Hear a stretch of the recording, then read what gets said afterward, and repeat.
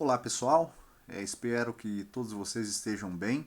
Dando continuidade aqui no nosso curso, hoje a gente vai tratar, de uma introdução à estatística inferencial em que eu estarei abordando aqui principalmente intervalos de confiança, um passo muito importante dentro daquilo que a gente vai fazer durante todo o nosso curso aqui. Então vamos à aula. Na última aula, eu comentei um pouco com vocês acerca desse teorema central do limite, que é um dos teoremas mais importantes que a gente tem dentro do campo da estatística, né?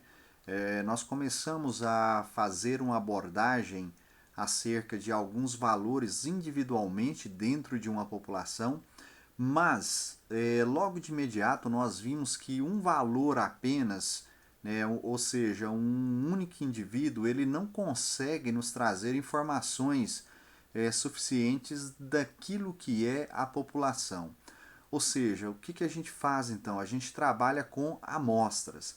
E quando a gente trabalha com amostras, não tem como você privilegiar um dos valores que você obtém nessa amostragem para ser o representativo daquele grupo que você está analisando. Então, para isso, a gente faz o que? A gente pega essa amostra e calcula dela uma grandeza que a gente chama de média, né? Então, essa média aí seria uma estimativa da média populacional com base na amostra. E, obviamente, quanto mais elementos você tiver na sua amostra, né, melhor será a sua estimativa. Então, muito bem, o que a gente tinha? A gente tinha lá a informação de que alguns valores individuais eles obedecem uma distribuição chamada distribuição normal, tá? Mas como a gente não vai trabalhar com indivíduos, mas sim com médias amostrais, nós precisávamos ver qual que é o comportamento dessas médias amostrais. Ou seja, pega uma população lá, retira várias amostras aleatórias, né, e calcula a média dessas amostras. Qual que é o comportamento delas, né? Será que tem alguma função que pode servir de modelo para mostrar como é que essas médias aí acabam variando? Então a gente acabou vendo, né, que as médias amostrais elas também são variáveis aleatórias, né? E aí então elas podem ser modeladas pela distribuição normal com alguns pequenos ajustes, né, que eu vou trazer aqui agora para vocês, né? Então, ó, o que a gente tinha era o seguinte: se x1, x2, né, até xn for uma amostra aleatória, né, de tamanho n, né, que é esse símbolo que eu coloco aqui, ó, embaixo de cada um deles, retirada de uma população que pode ser finita ou infinita e que essa população apresente média mi, né, e variância sigma quadrado, e se x barra for a média dessa amostra, então a forma limite da distribuição, nesse caso aí, não vai ser aquela que a gente conhecia para os valores individuais, né, de z igual a x menos mi dividido pelo desvio padrão. Nós vimos na última aula, né, que a forma limite para essa distribuição vai ser o quê? Vai ser o x barra, né, menos o mi aqui, que é a média populacional, dividido aqui, ó, pelo desvio padrão populacional sobre raiz quadrada de n, tá? Bom, naquela ocasião eu fiz primeiro uma demonstração intuitiva para vocês, ou seja, nós pegamos alguns números, fomos trabalhando com todas as amostras possíveis que eu poderia pegar naquele conjunto de dados, né? Fizemos a análise e acabamos por retirar essa relação aqui, ó, né, de que a variância das médias ela pode ser dada pela variância da população, né, sobre o valor de n, onde esse n aqui é o tamanho de cada uma dessas amostras que você retira, tá? Esse resultado ele pode ser facilmente demonstrado de forma analítica também, né, utilizando aí alguns conceitos estatística, principalmente no que se refere ao operador esperança de uma variável aleatória e também a variância de uma variável aleatória, tá? Então eu coloquei aqui, ó, alguns resultados que nós já até derivamos eles numericamente, né? Outra vez de forma intuitiva. Eu sempre procuro trazer isso para vocês, mostrar, trazer primeiro uma evidência numérica e aí depois a gente vai para o ponto de vista teórico, que aí a coisa fica mais fácil, né? Então lá naquela ocasião eu coloquei para você o seguinte: você tem um determinado conjunto de dados, né, xi, onde esse i pode variar de 1 até n, e se você pegar aqui, ó, uma constante e multiplicar por cada um desses xi, lá no final, o que, que você vai ter? Você vai ter aqui, ó, essa constante multiplicada pela esperança desses valores de xi. Pessoal, essa esperança aqui, ó, ela nada mais é para nós do que a média, né? A esperança de uma variável aleatória é a média populacional. Ou seja, sempre que você pega uma amostra, você espera estimar essa média populacional aí. Então, essa esperança desses valores xi é a média. Então, lá nós vimos, né, que se você pegar, né, essa constante c e multiplicar por cada um dos elementos, lá no final, né, depois que você calcular a média, por exemplo, você vai ter o quê? Você vai ter essa constante vezes a média. Já do ponto de vista da variância, né, quando você pega cada um desses elementos, multiplica por uma constante c, e calcula a variância desse novo conjunto, isso é a mesma coisa de você pegar essa constante c, elevar ela ao quadrado e multiplicar, né, pela variância desses xis que era o conjunto original. E isso daqui, ó, também vai te devolver um resultado importante, tá? Esse var dos xis aqui, ó, ele retorna para nós o quê? Retorna para nós o que a gente conhece como sendo a variância populacional. Então, quando eu pego esse conjunto de dados, eu também espero chegar o mais próximo possível dessa variância populacional. Vamos lá, vamos fazer a demonstração disso do ponto de vista que é mais formal, né? Vamos pegar um pouco do formalismo aqui, que é uma coisa bem simples da gente acabar tirando aí. Então veja bem, ó, aqui eu coloquei para você, né, essa estimativa da média populacional com base nessa média amostral que eu retiro aqui. Isso é a mesma coisa que você aplicar essa esperança, né, esse operador esperança, sobre esse x barra aqui. Agora, o que é o x barra? Ó, eu coloquei aqui para você, ó, aqui em cima, e levei ele lá no resultado final, né, muito fácil de ser entendido aqui, ó, que esse x barra ele é o que? Ele é 1 sobre n que multiplica o somatório de i, de 1 até n, dos valores de xi. É tudo isso que eu coloquei aqui para vocês, ó, atrás. É o que a gente chama de fórmula para cálculo da média, simplesmente isso. Então, beleza, né? O que, que eu vou fazer aqui? Ó? Eu vou aplicar esse operador esperança sobre essa última parte dessa expressão que eu coloquei ali em cima para vocês.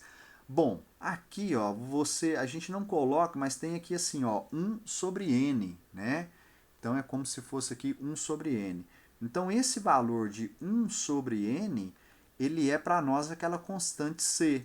Então o que, que eu posso fazer? Ó, eu posso tirar esse 1 sobre n para fora, né, desse somatório e vou trabalhar aqui, ó, simplesmente com a esperança de xi em relação a esse somatório. A esperança de xi, pessoal, é o que? É a média populacional. É o que eu falei para vocês. Sempre que a gente pega uma amostra, né, com vários xis aí, a esperança minha é de encontrar ali a média populacional. Beleza, então aqui, ó, o que, que fica para nós? 1 sobre n aqui de fora, e agora você vai somar esse u aqui, ó, quantas vezes? De 1 até n. Então isso vai resultar para a gente em quê? Em n vezes u. Bom, 1 sobre n vezes n vezes u, você vai poder cancelar esses dois n's aqui, você vai ficar apenas com o u. Ou seja, o resultado aqui, ó, que mostra para a gente é o seguinte, ó, essa média, né, das médias amostrais, ela vai resultar aqui para a gente na média populacional original que você tinha, tá? Vamos aplicar aqui agora, né, o operador variância. Ó. Então, a variância, né, dessa população calculada, estimada, né, com base nas médias amostrais, é igual você submeter esse x barra seu ao operador var, que vai ser igual ao var que pega lá aquele somatório, aquele mesmo, né, que eu coloquei lá para você anteriormente. Bom, aí, ó, essa expressão que eu coloquei aqui para você, ó, nos diz o quê? Olha só, vou enxergar aqui a constante outra vez. 1 sobre n, para nós aqui vai ser constante, tá? Então, o que vai acontecer? Eu vou pegar, ó, e vou tirar aqui, ó, esse c que multiplica o xi, que é a constante, 1 sobre n, eu tiro ela para fora do somatório. Só que eu tiro ela elevada ao quadrado. Então, o que é 1 ao quadrado sobre n ao quadrado? O 1 ao quadrado a gente não representa, né? Porque é ele mesmo, né? Devolve ele mesmo. E aí aqui você vai ter o que? Ó, o var, né? Você tem aqui, ó, o var sobre o xi. O que é o operador? O que o operador var sobre xi retorna para a gente? Esse operador aqui, pessoal, ele retorna para a gente, né, simplesmente essa grandeza aqui, ó, tá? Que é a variância populacional. Agora, o que você vai fazer? Você vai pegar essa variância populacional aqui, que equivale ao var de xi, e vai somar ela n vezes. Tá? Então, isso vai resultar em quê? Ó? Isso vai resultar aqui, ó, em n vezes sigma ao quadrado. Bom, pego agora esse n que está em cima, cancelo com o quadrado que está embaixo e vai sobrar só n para nós. Né? Que esse resultado aqui, ó, resultado importantíssimo para nós, que diz que a variância populacional estimada com base nas médias amostrais, ela é o que? Ela é igual à variância populacional sobre aqui o n, que é o tamanho da amostra que você tomou. Então foi esse o resultado que nós obtivemos lá, né, de forma intuitiva, numérica, e é esse resultado que eu mostro aqui para você, faço a demonstração utilizando esses operadores aqui, né, o operador esperança e o operador variância sobre, né, o x barra, que é a média amostral, que nos interessa aqui, é a variável aleatória média amostral. Então esse resultado, pessoal, é um dos resultados mais importantes que a gente tem, né, que está no coração, né, disso que a gente chama de teorema central do limite. É ele que nos leva para essa expressão aqui. Ó. Daqui a pouco eu vou retornar nisso daqui mais um pouquinho. Bom, pessoal, e com isso, né, eu coloco aqui para vocês, a gente passa agora a ter uma certa tranquilidade em trabalhar com a distribuição normal aplicada às médias amostrais, tá? E para isso, o que a gente vai fazer? A gente simplesmente vai fazer uma correção naquela expressão de z que a gente tinha, né? E passaremos a utilizar isso que aqui está, ó, colocado para a gente, tá? Então, quando esse n crescer aqui para infinito, o que vai acontecer? Né? A forma limite, ó, aquilo que eu falei para você, por isso é chamado teorema central do limite, vai ser o que? Vai ser a distribuição normal, tá? Com dependência em z, com média zero e desvio padrão igual a 1. Perfeito? Bom, agora eu quero destacar aqui para você o seguinte, ó, pode surgir a dúvida de quando é que eu vou usar cada uma dessas equações aqui, ó, dessas expressões. Veja que a gente coloca aqui, ó, até um diferencial que aparece nos livros, uma delas a gente coloca z minúsculo e a outra a gente coloca z maiúsculo, né? Essa primeira aqui, ó, você faz uso dela para obter informações sobre um valor individual apenas. Então você vai tirar um elemento da população. Aí você pode utilizar isso daqui para poder fazer, né, qualquer previsão que você queira, tá? Agora, essa daqui, ó, você vai utilizar quando? Você vai, então, ó, ela é usada para obter informações ao aplicar o teorema central do limite, né? sobre uma média de amostra quando a variável é normalmente distribuída ou quando o tamanho da amostra é 30 ou mais. Em resumo, você vai utilizar isso daqui quando você tiver um n maior ou igual a 2.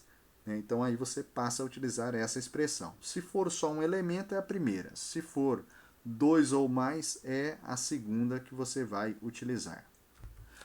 Pessoal, algo que vai estar muito presente aí, né, também nos nossos dados é aquilo que a gente chama de erro, né? E esses erros, eles têm as mais variadas fontes e, inclusive, alguns deles, né, a gente nem tem como fazer com que eles saiam do nosso sistema. São os chamados erros aleatórios, né?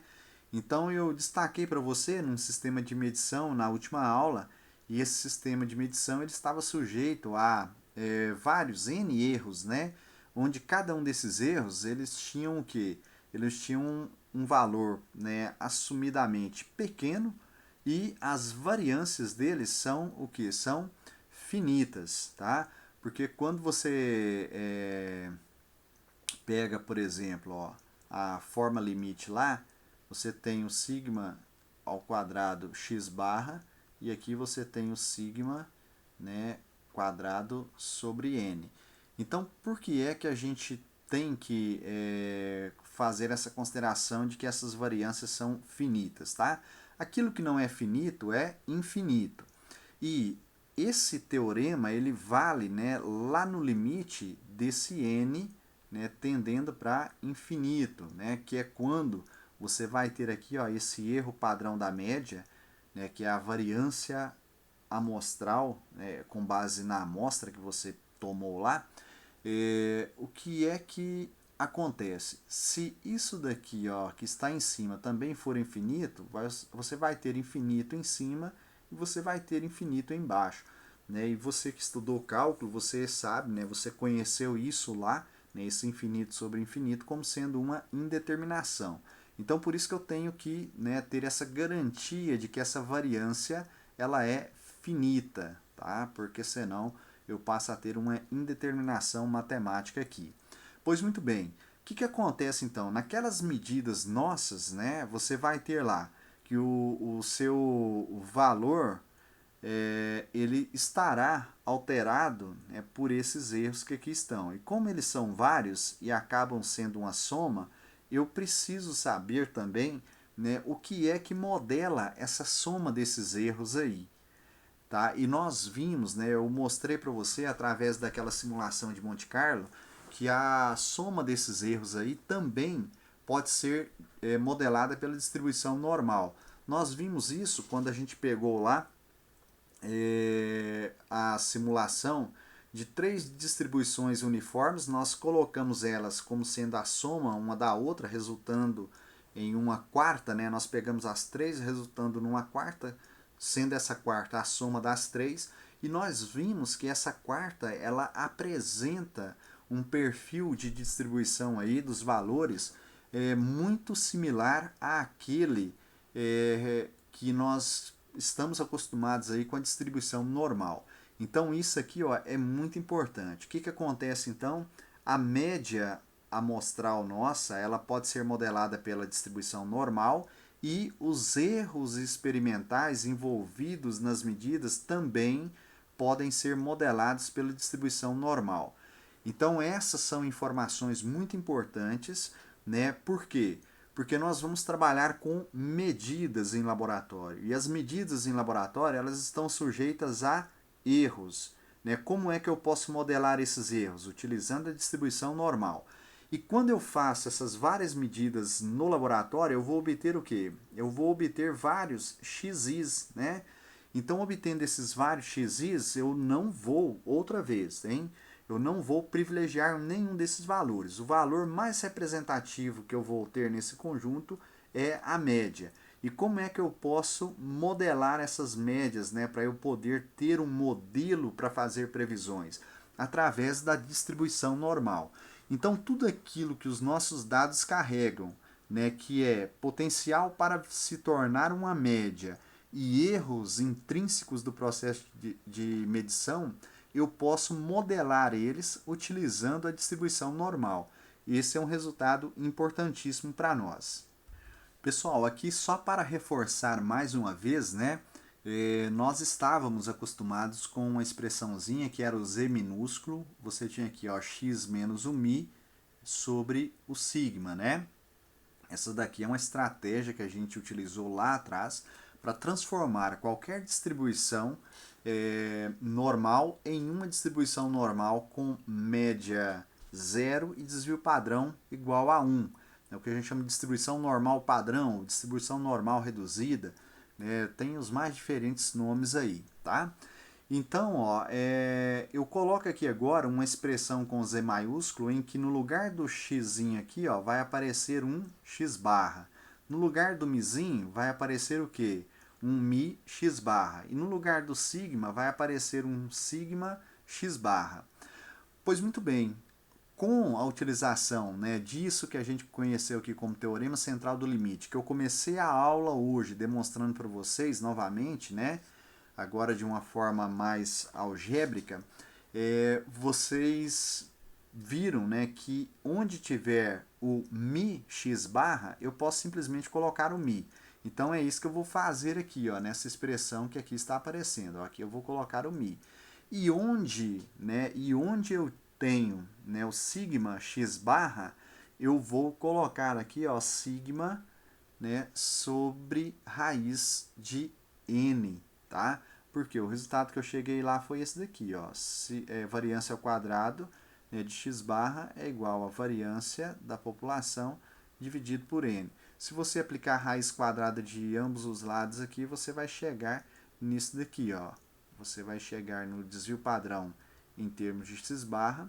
Aqui você vai ter a variância, o desvio padrão populacional, e aqui embaixo você vai ter raiz quadrada de n. Então essa é a expressão que a gente passa a trabalhar a partir de agora, tá? Pessoal, vou fazer aqui agora uma diferenciação muito importante, que tem muita gente boa, né, que acaba confundindo isso daqui. Você tem esse símbolo aqui, ó, que representa para nós o desvio padrão, tá? O que esse desvio padrão faz?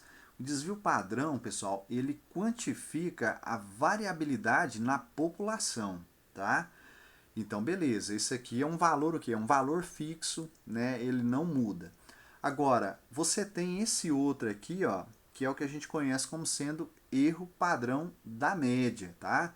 Então, aqui, ó, erro padrão da média. O que ele faz? Ele quantifica a incerteza na estimativa da média. Perfeito? Então, esse valor aqui, ó, se você alterar esse n aqui, ó, que é o tamanho da amostra, você vai ver que ele vai variar. E no limite, né, quando esse n aqui, ó, tende para infinito, é muito fácil da gente ver, né, que o limite de sigma x barra vai ser o quê? Vai ser igual a zero, né? Então, quando o n tende a infinito, esse sigma x barra aqui vai tender a zero.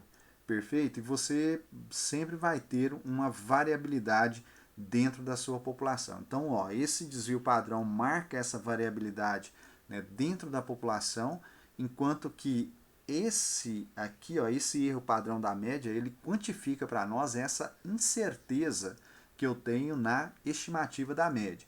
Né? Fazendo esse exercício aqui, ó, de limite, você vai ver que o erro que você comete na estimativa da média, né, ou seja, a incerteza que você tem, ela vai ser menor quanto maior for o valor n, né, ou seja, quanto maior for o tamanho da sua amostra.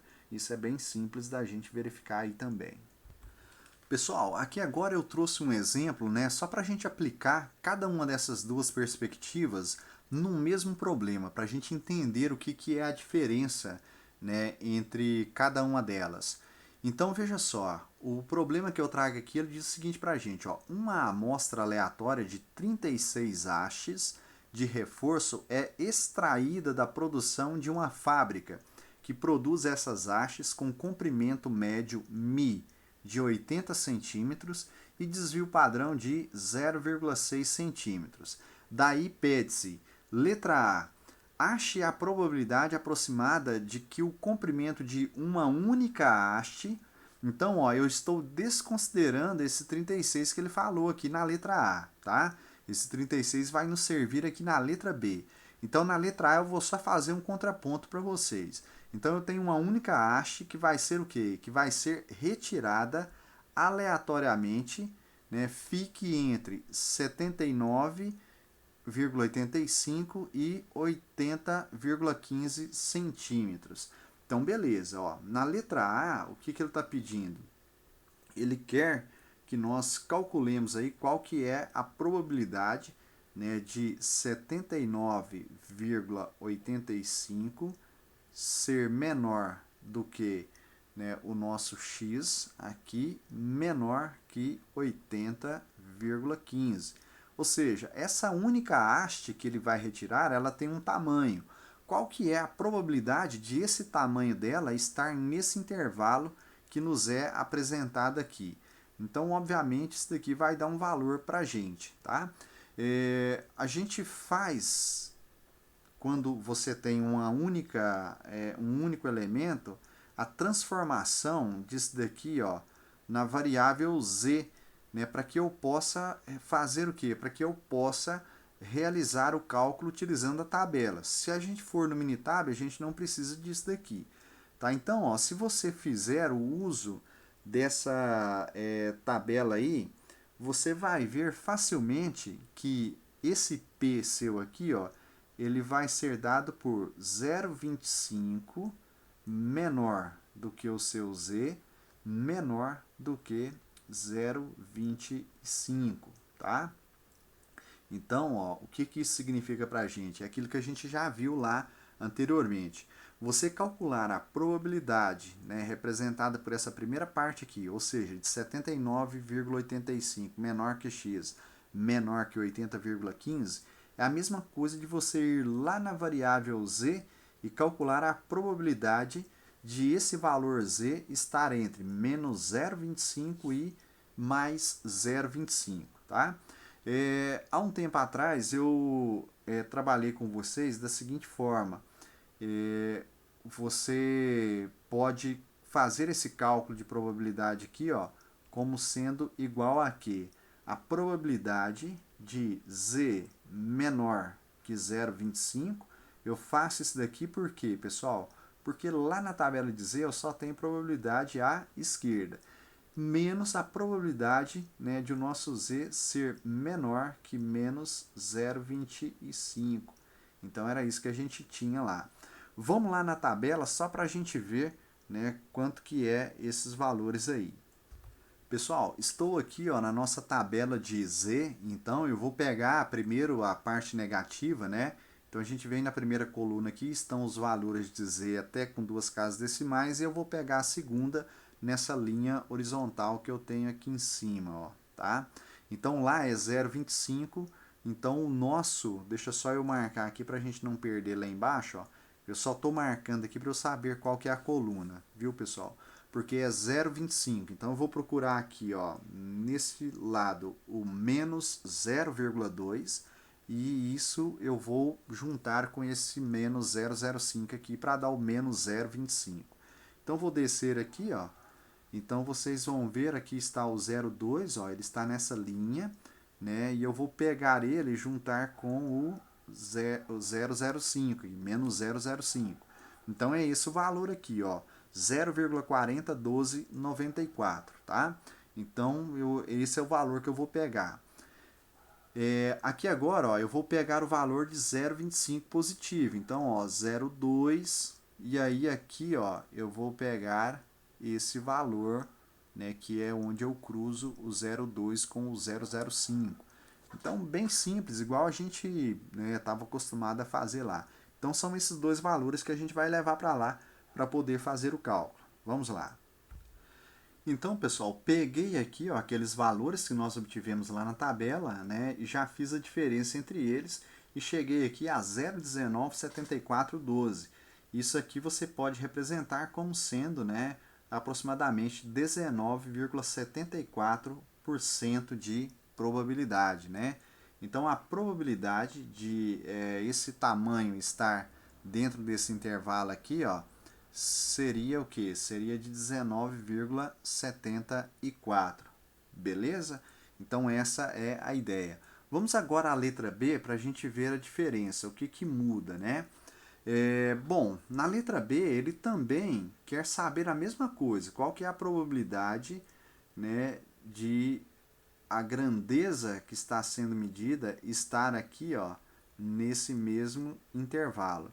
Só que agora, o que, que acontece? Eu não vou trabalhar mais com um valor individual. Eu vou trabalhar o quê? Com uma média amostral. Ó. Então, trabalhando com a média amostral de 36 hastes, né, qual que seria a probabilidade de essa média ficar dentro desse intervalo que aqui está representado? A diferença, pessoal, olha só, eu não sei qual que é essa probabilidade, a diferença é que agora eu vou utilizar o quê? Eu vou utilizar aquela outra expressão. Eu vou pegar aqui, ó, o nosso x barra, menos aqui, ó, o nosso mi, tá? E vou dividir aqui agora, ó, por quanto? Ó? Vou dividir aqui por sigma sobre raiz de n. Uma das principais mudanças que vai acontecer aqui é a seguinte, ó. Tá vendo isso daqui, ó? Quando eu fiz a utilização dessa expressão aqui, o valor que eu coloquei aqui embaixo foi de 0,6.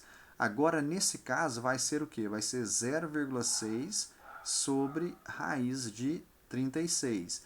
Isso daqui, ó, vai dar para nós o valor de 0,1, tá? Então, isso obviamente vai nos levar a valores de Z diferentes, né? Nesse caso aqui, ó, a hora que você fizer esse cálculo, para cada uma dessas médias aqui, ó, né, você no lugar de x barra, olha só, nesse de cima, no lugar do x, eu coloquei esses valores limites aqui, ó, 79,85 e 80,15. Aqui eu vou fazer a mesma coisa, tá? Vou colocar eles no lugar do x barra. Perfeito? Porque seriam limites para essa média amostral, assim como seria também limites para uma única haste, para o tamanho de uma única haste. E aí aqui embaixo aqui vem a grande mudança. Você vai ter a mudança de 0,6 para 0,1. Então, a hora que você fizer a transformação disso daqui para z, você vai encontrar facilmente o valor de menos 1,5 aqui, menor que z, menor que 1,5, tá? Então agora, ó, tranquilo, é só você fazer, eu não vou fazer aqui para não deixar longo o nosso vídeo, tá? Mas é só você ir lá na tabela e buscar, né, o valor à esquerda de 1,50 e subtrair do valor à esquerda de menos 1,50, que aí você vai ter essa probabilidade. Essa probabilidade aqui, a hora que você fizer, você vai encontrar o valor de 0,8664, né? Ou simplesmente aí, ó, você pode escrever isso aqui de uma outra forma, 86,64%, tá? Então essa é a probabilidade que você tem. Pessoal, veja, né, que aqui, ó, a probabilidade que você tem, né, de essa média amostral estar dentro desse intervalo, ela é o que? Ela é maior, tá? E isso tem um significado muito importante para a gente. Por que, que é maior? Porque quando você trabalha com uma amostra, a tendência é que ela seja mais representativa do que um único valor, tá? Então, se você pega só um único valor, você pode pegar qualquer valor lá naquele eixo Z, né, ou X. Vamos colocar em termos da variável real, qualquer valor de X, né? Agora, quando você pega vários elementos, a tendência é que a média desses elementos vá para o centro. E quando você tem essa força, né, diretora impulsionando essa média para o centro, que acontece? A probabilidade de você ter um determinado valor dentro de um mesmo intervalo, ela é maior, tá? Naturalmente. Vamos fazer o seguinte, vamos lá no Minitab para vocês verem isso lá, que aí lá tem um gráfico que vai mostrar bem essa questão da probabilidade para a gente. Me acompanhe aqui.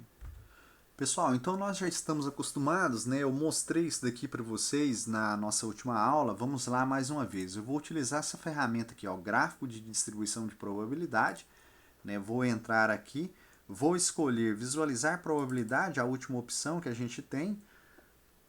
E obviamente eu estou trabalhando aqui com o quê? Eu estou trabalhando com a distribuição normal, tá? Então, no primeiro momento aqui, ó, o que que eu vou fazer? Eu vou fazer a letra A. Vou colocar aqui a média que a gente tinha lá, ó, que é de 80. E aqui, ó, eu vou colocar o desvio padrão. Lá ele apresenta para nós um desvio padrão de 0,6, tá? Era isso que a gente tinha. O que que eu vou fazer aqui agora, ó? Eu vou escolher essa última opção, tá? E vou lançar os valores de x para eu poder calcular essa área entre esses valores, tá? Então, ó, deixa eu selecionar aqui de novo, porque quando eu mudei eu acabei perdendo ela aqui. Então eu seleciono aqui essa novamente. E agora, no valor 1 do x e no valor 2 do x, o que que eu vou fazer? Eu vou colocar aqueles valores limites. Então aqui, ó, no primeiro é 79,85, né? Tá lá no problema. Então 79,85. E o valor 2 de x, ele é o valor de 80,15. Tá? Então beleza, vou mandar ver nisso daqui, tá? Vai processar aqui e vai aparecer o gráfico aqui pra gente, ó. Então veja que nós obtivemos aqui o valor, tá meio embolado aqui porque tá muito pertinho, ó. Então vejam vocês aqui, ó, o valor de 0,1974, que foi aquele que nós encontramos lá, né, no nosso primeiro cálculo, tá, da letra A. Então olha só, pessoal, olha para vocês verem essa faixa aqui nessa distribuição, que ela é relativamente curta. Né? O seu valor de x é um valor que pode acontecer em qualquer posição dessas daqui, ó, tá, nesses limites. Então, se você pega um único elemento, você acertar, né, o tamanho aqui, ó, nessa área é bem pouco provável, né, digamos assim, né? Agora, vamos ver o que que acontece quando eu trabalho com a amostra lá de 36.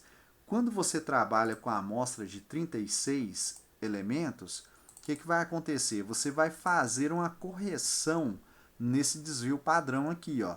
Lembra que você vai pegar esse desvio padrão 0,6 e vai dividir ele por raiz quadrada do n seu. Né? Quando você faz essa divisão, você vai encontrar o valor de 0,1. Encontrou aqui o valor de 0,1, vou fazer o cálculo aqui. Olha só para você ver, né? Você vai chegar naquele valor que eu indiquei lá para você, que você vai achar lá na tabela. Então veja, pessoal, que a área que você tem aqui agora, ó, é uma área bem maior, embora os limites sejam os mesmos, tá?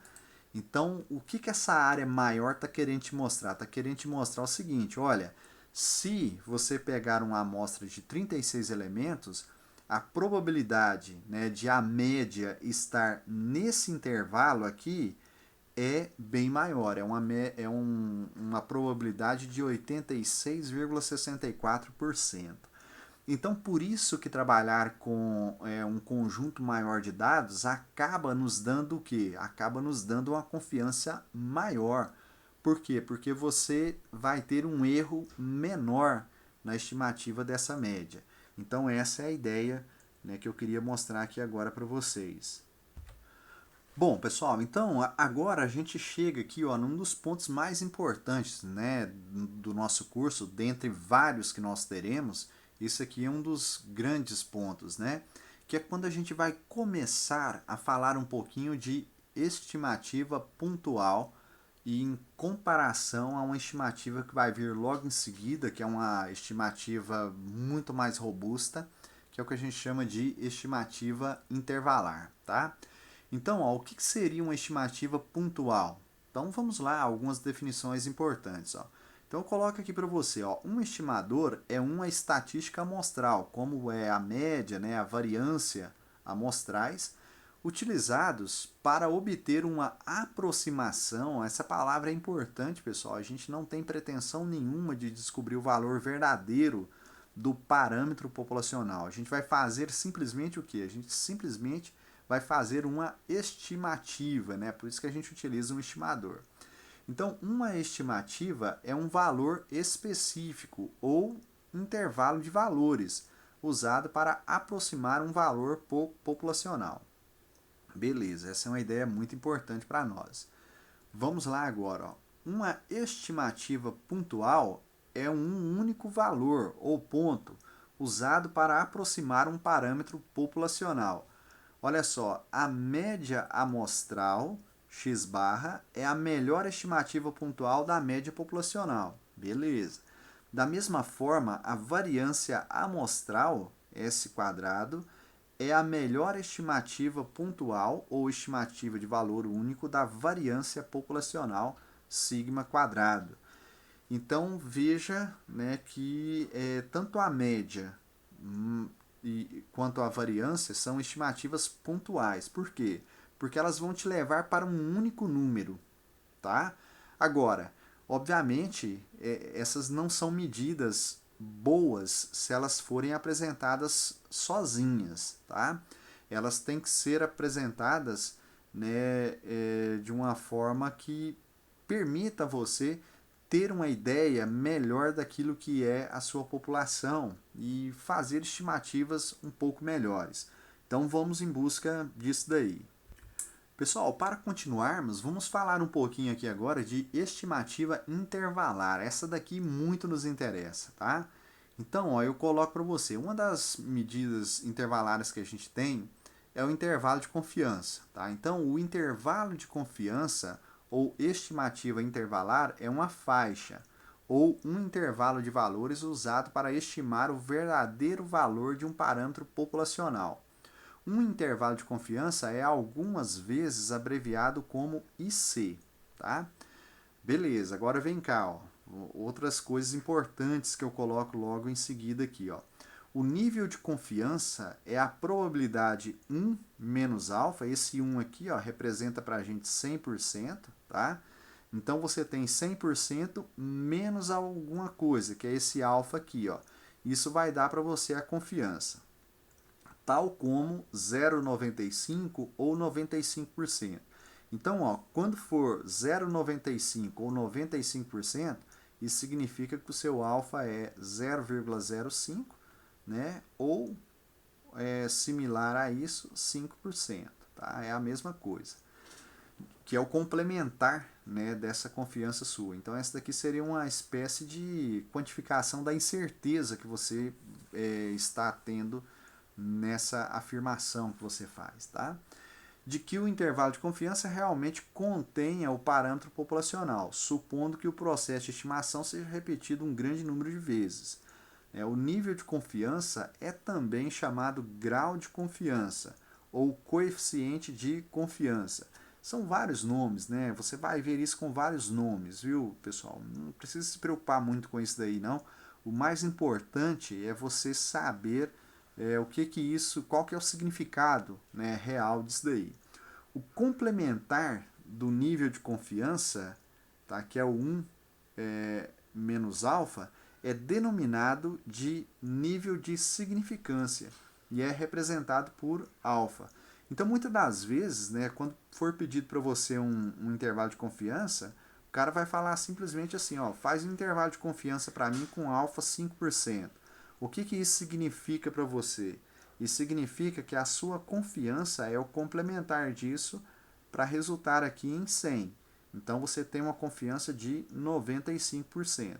Se eu falar para você que o seu alfa é de 10%, então a sua incerteza aumentou. Obviamente, a sua confiança diminuiu, passou agora para 90%. E assim por diante. Pessoal, vamos agora, né, fazer uma aproximação dessa questão do intervalo de confiança que a gente vai construir com a distribuição normal, tá? Então, os seus dados eles vão estar distribuídos aqui, ó, né, nessa linha passando por aqui, tá?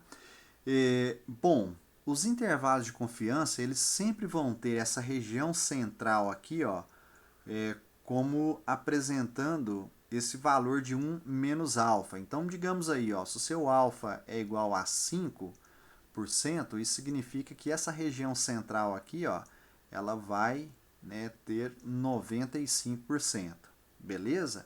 E aí agora o que, que acontece? Ó? O complementar, que é o alfa, ele vai estar distribuído nas duas caudas dessa distribuição. Você vai ter uma metade disso à esquerda e uma outra metade disso à nossa direita, tá? Então o que, que acontece? Esse 5% vem para cá dividido, ó, então aqui é 2,5%, né? E aqui, ó, você vai ter os outros 2,5%, tá? Esse intervalo de confiança aqui, pessoal, é um intervalo de confiança que a gente denomina ele de bilateral, tá? No nosso curso aqui, vai nos interessar apenas os intervalos de confiança bilaterais. Mas, dentro da estatística, você pode calcular esse intervalo de confiança de forma unilateral, tá? E quando eu falo de forma unilateral, ele pode ser unilateral à direita ou unilateral à esquerda. Como a gente não vai precisar, eu não vou discutir isso daqui.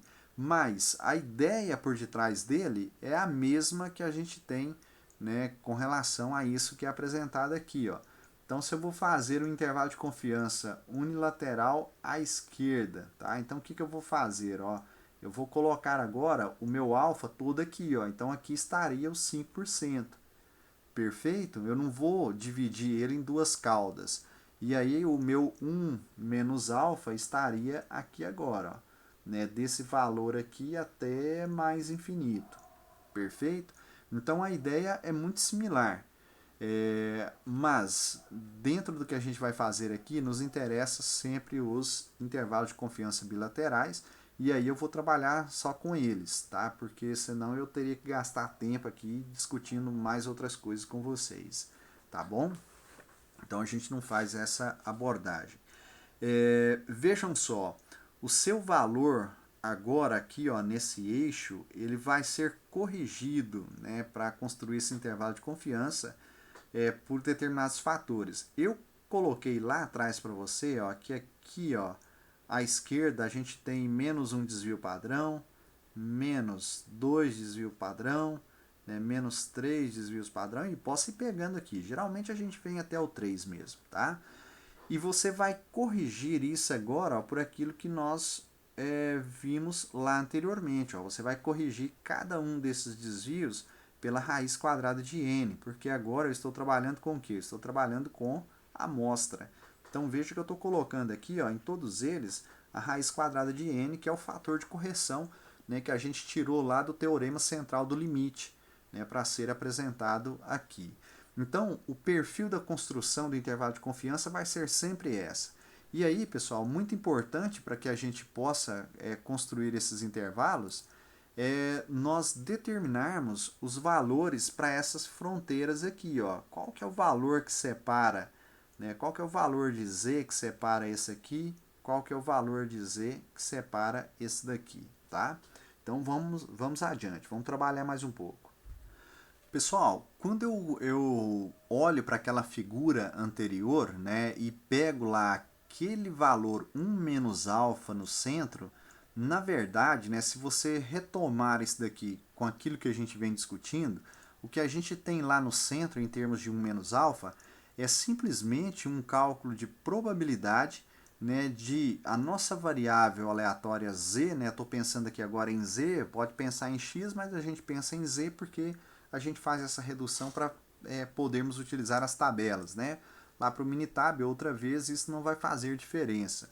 Mas, enfim, né, para facilitar aqui os nossos cálculos, a gente ajusta dessa forma aqui, tá? Então, ó, é você calcular a probabilidade da sua variável aleatória z estar entre aqueles dois limites lá, ó, né? Um menos z alfa sobre 2 à esquerda, né? E um z alfa sobre 2 à nossa direita, tá? Então, se você pensar em termos de z, aqueles valores limites, né, seria o valor de z correspondente a alfa sobre 2 à esquerda e o outro limite ao valor de z relacionado a alfa sobre 2 à direita, tá? Bom, eu vou trabalhar um pouco em cima dessa expressão aqui para a gente chegar numa expressão que nos permita calcular o intervalo de confiança, que é essa daqui, ó, tá? Que eu coloquei aqui embaixo. Então, essa é a expressão final que a gente vai obter. O que eu vou fazer aqui? Ó? Então, eu coloquei na forma de passos. Você tem um primeiro passo, um segundo passo, um terceiro, né, e um quarto passo. Então, o primeiro passo meu vai ser o qual? Eu vou pegar esse z que aqui está, ó, e vou substituir por essa expressão de z que nós obtivemos lá anteriormente, tá? Então, vou escrevê-la aqui. Pessoal, então aqui está, ó, a única coisa que eu fiz foi pegar e colocar, né, o lado direito dessa expressão, ó, no lugar de z, nessa expressão original que aqui está, ó, tá? Foi a única coisa que eu fiz. Agora, qual que é o segundo passo? O segundo passo meu, e isso daqui, pessoal, ó, isso vai ser igual a 1 menos alfa, tá? Tudo que eu fizer aqui não vai interferir nesse valor aqui, ó. Por quê? Porque eu vou trabalhar só com a expressão que está entre os parênteses aqui. Tá? E do jeito que eu vou manipular ela, não vai mudar esse valor aqui, ó. Ele vai continuar o mesmo, tá? O que eu vou fazer agora em seguida é o que? É multiplicar cada um desses termos aqui, ó, dentro dos parênteses, por sigma sobre raiz quadrada de n, tá? Quando eu fizer isso, né, nós vamos obter o seguinte, ó. Pessoal, então aqui está, ó, se vocês observarem essa expressão que eu escrevi aqui agora, vocês vão ver que esse aqui, ó, esse sigma raiz de n, né, como eu multipliquei e aqui ele está dividindo, ele foi simplificado, né?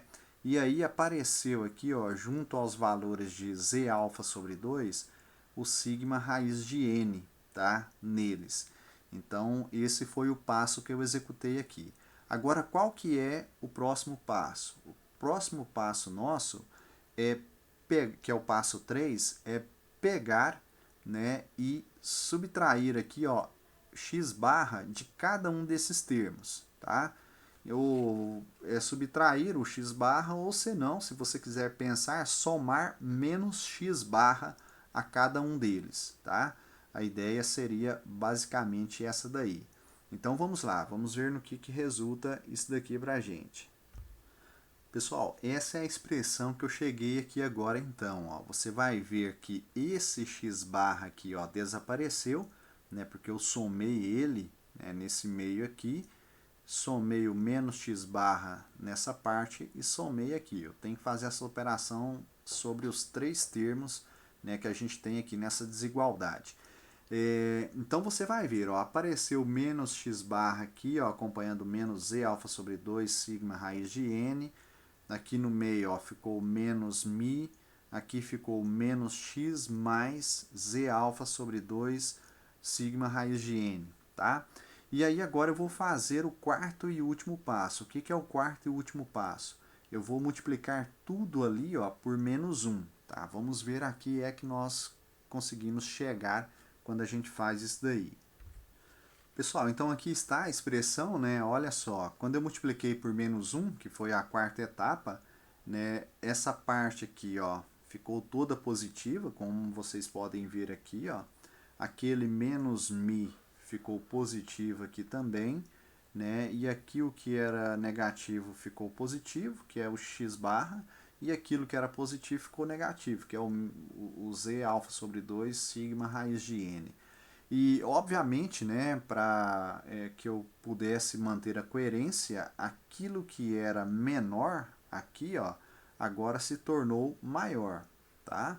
Conforme vocês podem evidenciar aqui.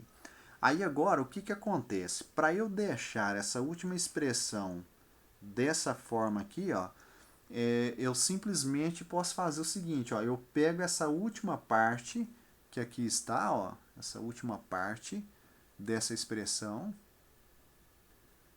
aqui, ó, eu pego essa última parte, eu escrevo ela primeiro, tá? Então eu escrevo ela primeiro. Então, se nesse sentido é maior, no sentido inverso vai ser menor. Então aqui, ó, menor, né, que o z, que é menor do que o x barra, mais z alfa sobre 2.